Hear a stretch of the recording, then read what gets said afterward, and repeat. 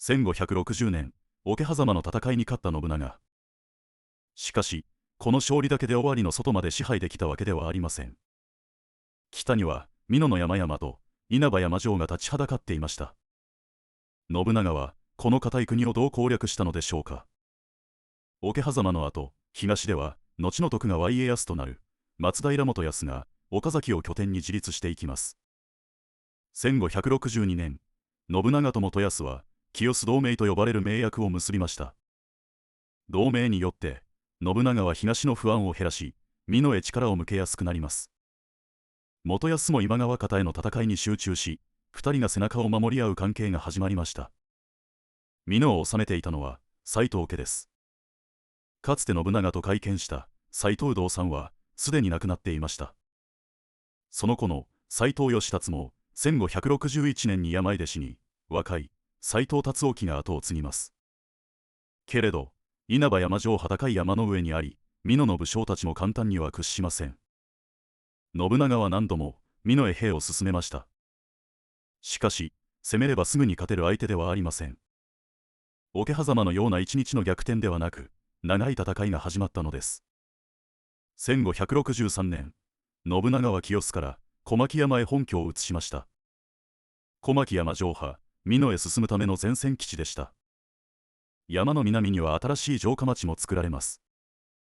戦う場所に合わせて城と町そのものを動かしたのです。この頃、信長の家臣として木下藤吉郎が頭角を現します。後の豊臣秀吉です。藤吉郎が洲俣に一夜で砦を築いたという話は今も有名です。ただし、一夜城の詳しい物語は後世に形作られた部分もあります。それでも、藤吉郎が美濃攻略の中で力を伸ばした人物であることは確かです。斎藤家の内側でも揺れが起きていました。1564年には竹中半兵衛らが一時稲葉山城を占拠する事件が起きます。城は辰興へ返されましたが、若い当主が家臣をまとめきれていないことが表に出ました。難攻不落に見えた美濃にもひびが入り始めたのです。大きな転機は西美濃三人衆と呼ばれる有力武将たちの離反でした。斎藤家を支えていた3人が信長側へ移ります。信長は敵を外から攻めるだけではありませんでした。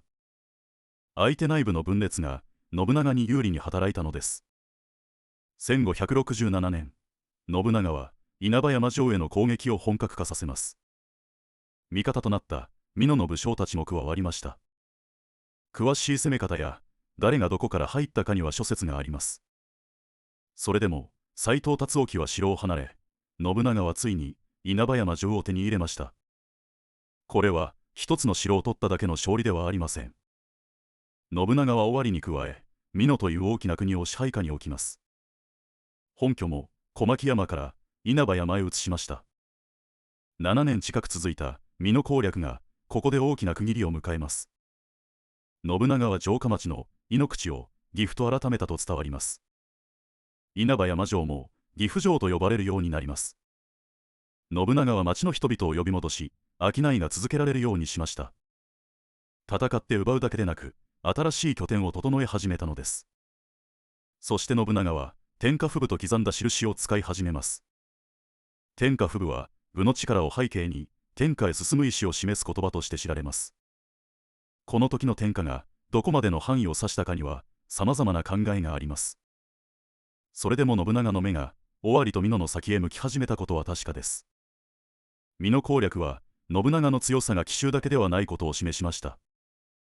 同盟を結び、前線へ城を移し、敵の分裂を待つ。そして機会が来た時に一気に動く。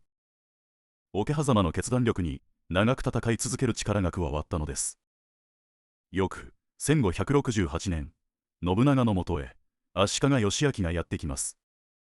義昭を将軍にするため、信長は大軍を率いて京都へ向かいました。自称、信長の上洛と天下への一歩です。